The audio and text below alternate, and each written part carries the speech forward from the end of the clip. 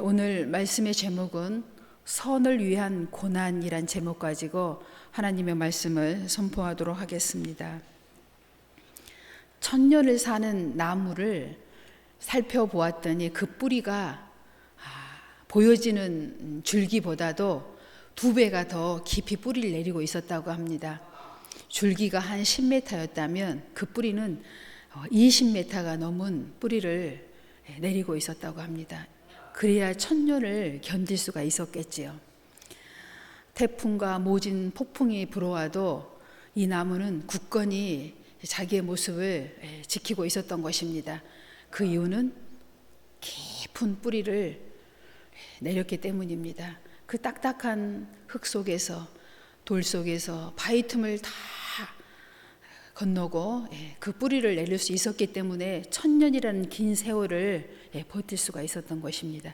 또 반대로 아주 좋은 환경에서 자란 캐나다의 전나무들을 살펴보았더니 캐나다가 꽤 추운 날씨이긴 하지만 전나무가 자라기에는 매우 좋은 환경이라고 합니다. 그 나무의 길이는 20m였지만 그 뿌리는 10m 정도밖에 되지 않는데요. 이런 나무들은 큰 한파와 폭풍이 불어오고 태풍이 불어오면은 쓰러지고 만답니다. 겉보기에는 키가 크고 융성해 보이지만 환란이 닥치면은 뿌리를 드러내고 만다는 것이지요. 그래서 우리는 우리 인생을 살아가는데 이런 자연의 모습을 통해서 우리의 신앙이, 우리의 믿음의 모습이 굳건해져 갈 수 있기를 예수님의 이름으로 축원합니다. 사도행전 7장 9절로 10절의 말씀을 보겠습니다. 여러 조상이 요셉을 시기하여 애굽에 팔았더니 하나님이 그와 함께 계셔 그 모든 환난에서 건져내사 애굽 왕 바로 앞에 은총과 지혜를 주심에 바로가 그를 애굽과 자기 온 집의 통치자로 세웠느니라. 아멘. 10절에 보면 모든 환난에서 건져내사. 요셉은 아버지 스라에서 자랄 때는 귀한 귀공자로 자랐습니다. 그러나 그 형제들의 시기로 말미암아 노예로 팔려가게 되고 다시 억울한 누명을 쓰고 감옥에 들어가게 되고 이런 13년의 엄청난 고난의 과정을 통하여 애굽의 총리로 세워짐을 받아 그는 마지막 절에 있는 것처럼 애굽과 자기 온 집의 통치자로 세움을 받게 됩니다. 그리고 그는 그 백성을 구원할 뿐만 아니라 온 세상을 구원하는 통치자로 하나님 앞에 세움을 받게 됩니다.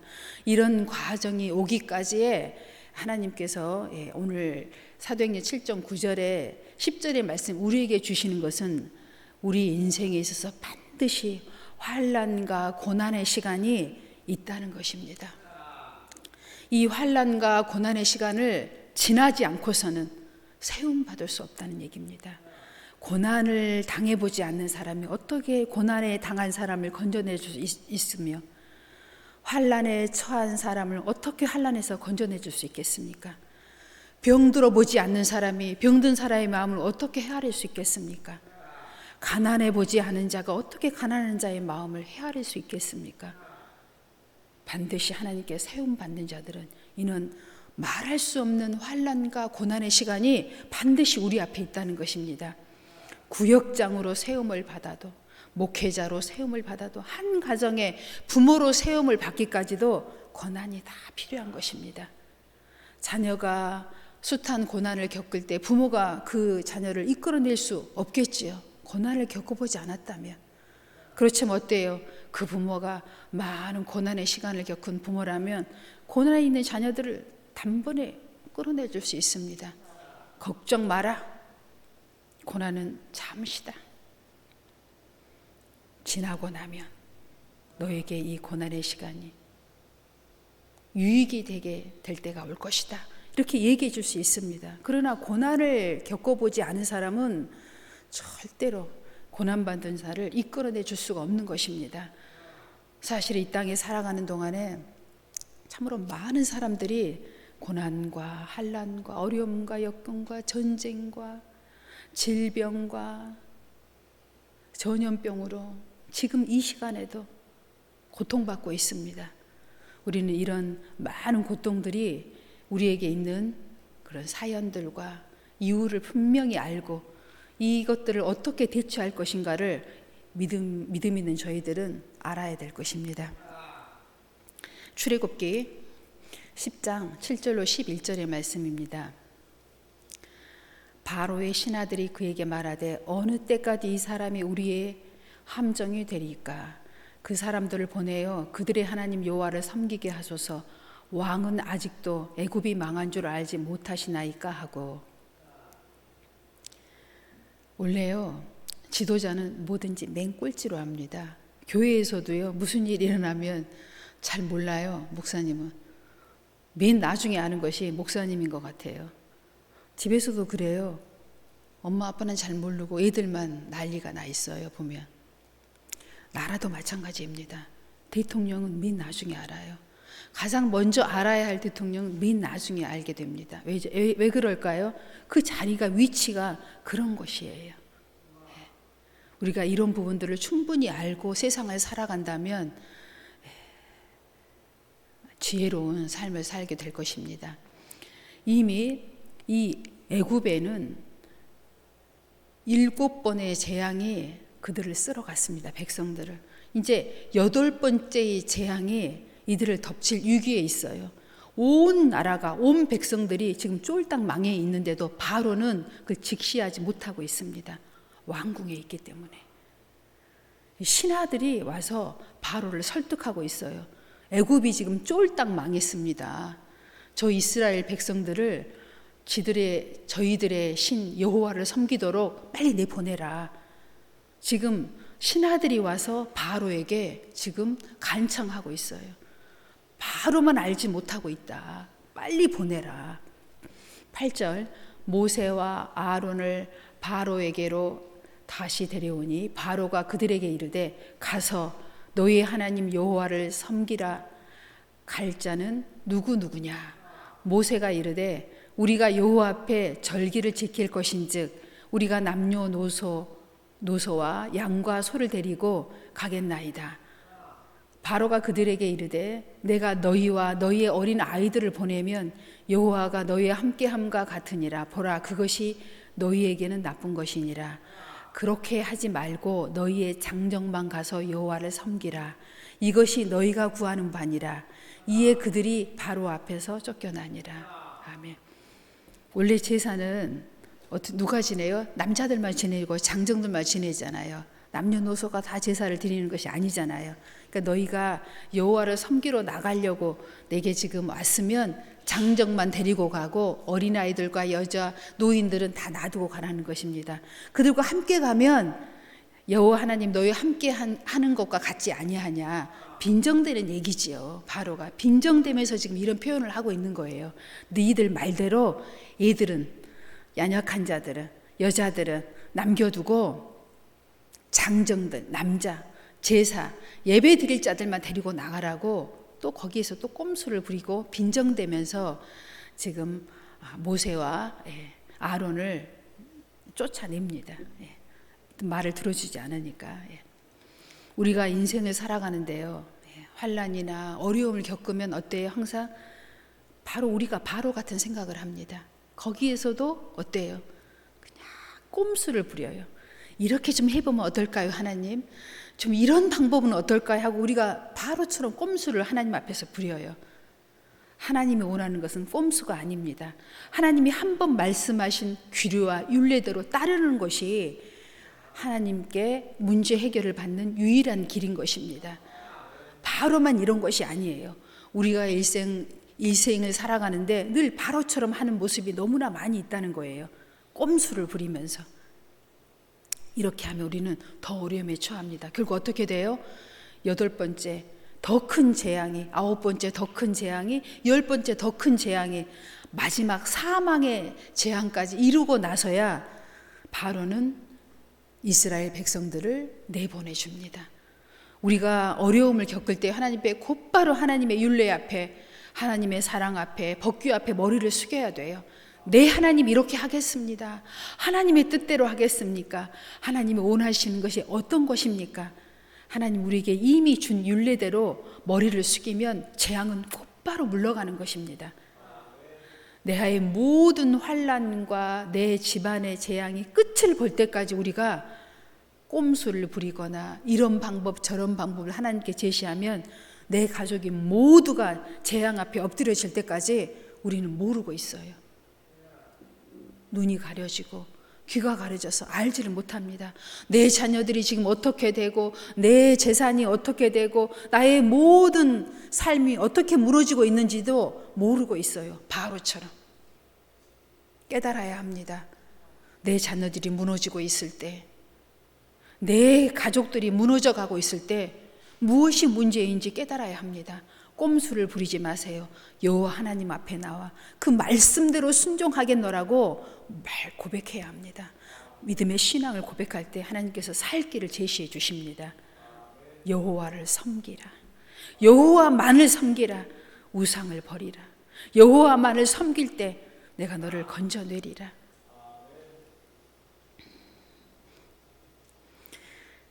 신명기 8장 15절로 16절의 말씀을 보겠습니다.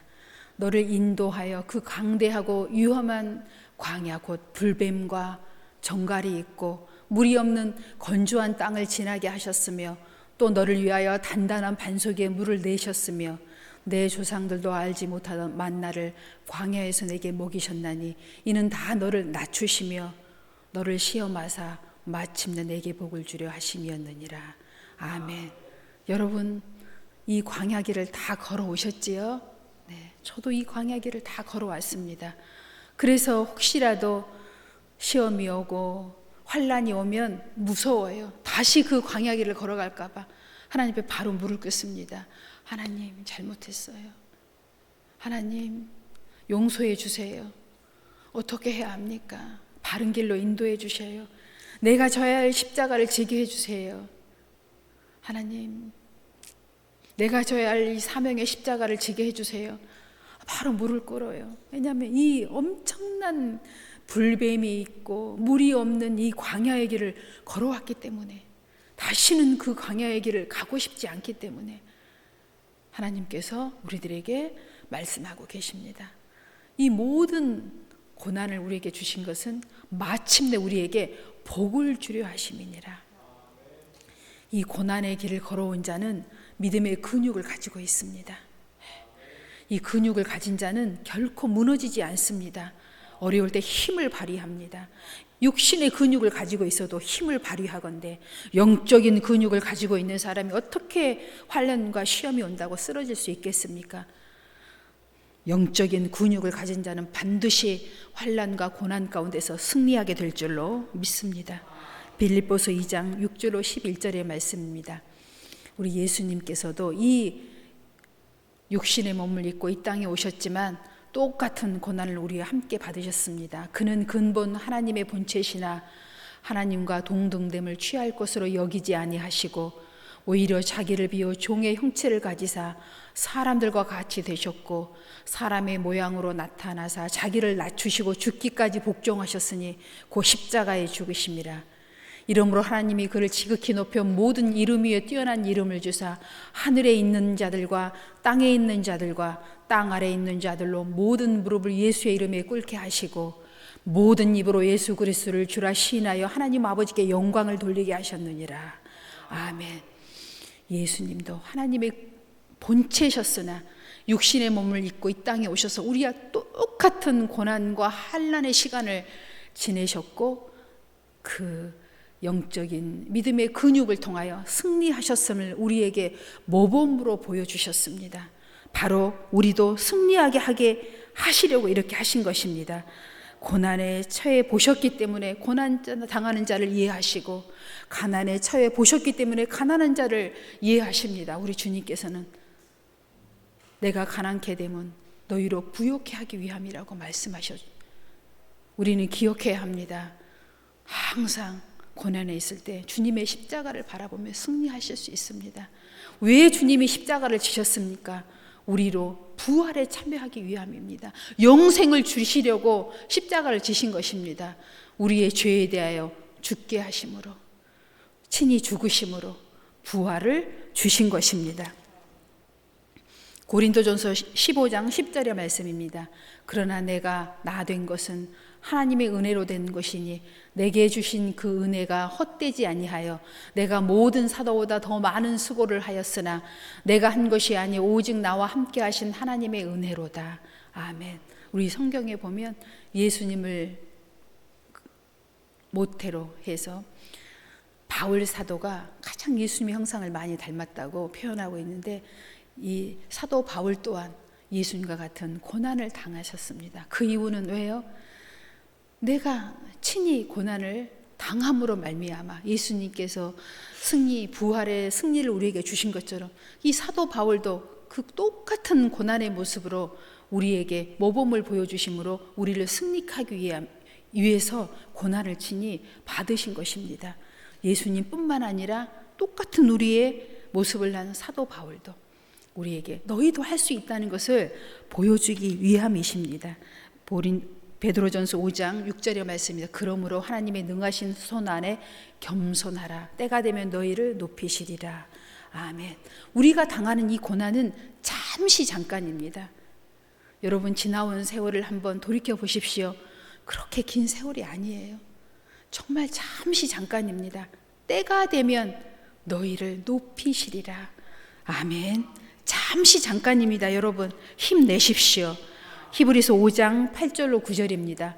그가 아들이시면서도 받으신 고난으로 순종함을 배워서 온전하게 되셨은즉 자기에게 순종하는 모든 자에게 영원한 구원의 근원이 되시고. 아멘.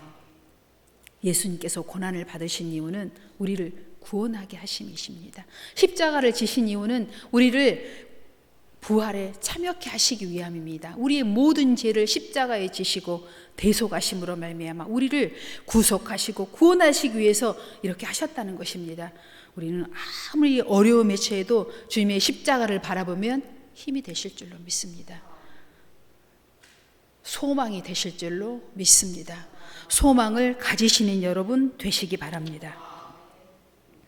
마틴 루터는 이런 얘기를 했습니다. 고난이 없을 때 가장 위험할 때이다. 시련이 없으면 하나님을 찾지 않기 때문이다 라고 얘기했습니다. 우리는 그렇습니다. 고난이 없이 축복만이 계속 있으면 어떻게 해요? 하나님을 잃어버립니다. 잊어버립니다. 그러나 고난이 찾아오고 고난을 당할 때는 어떻게 해요? 십자가를 생각하고 우리를 위해서 고난받으신 예수님을 생각하게 되고 그 고난을 이기신 예수님을 부여잡게 되고 승리하게 되는 것입니다. 그래서 우리는 말씀을 붙들어야 합니다. 신명기 8장 17절로 18절의 말씀입니다. 그러나 내가 마음에 이르기를 내 능력과 내 손의 힘으로 내가 재물을 얻었다 말할 것이라. 내 하나님 여호와를 기억하라. 그가 내게 재물 얻을 능력을 주셨습니다. 이같이 하시면 내 조상들에게 맹세하신 언약을 오늘과 같이 이루려 하심이니라. 아멘. 여러분, 우리를 고난에 잠시 두신 것은 우리로 하여금 겸손한 하나님의 자녀로 만드시기 위함이십니다. 하나님의 모습을, 예수님의 모습을 본받게 하기 위함이십니다. 우리를 고통받게, 고난의 계식 처하게 두지 않으십니다. 이미 약속을 이루셨습니다. 예수님이 십자가에 죽으셨지만 어떻게 하셨습니까? 3일 만에 부활하셨습니다. 무엇을 말씀하고 있는 것입니까? 우리가 고난에 처하지만 우리는 반드시 고난을 이기고 예수님처럼 승리할 것을 이미 보여주신 것입니다. 여러분이 당하는 잠시 잠깐 보내는 이 고난은 아주 잠깐입니다. 이 고난을 믿음으로 이기는 자는 다 승리하게 될 줄로 믿습니다. 베드로전서 5장 6절로 10절의 말씀입니다. 시편 119편 17절 주의 종에 후대하여 살게 하소서. 그리하시면 주의 말씀을 지키리이다. 아멘. 우리가 고난을 당해본 자는요, 주의 말씀을 지키도록 되어 있습니다. 주의 율례들을 사랑하게 되어 있습니다. 고난받지 않으면 어때요? 망나니가 됩니다. 너무 자녀를 오냐 막 키워놓으면 어때요? 우리나라 옛말에 속담에 그런 말이 있죠. 할아버지 상투를 잡는다고.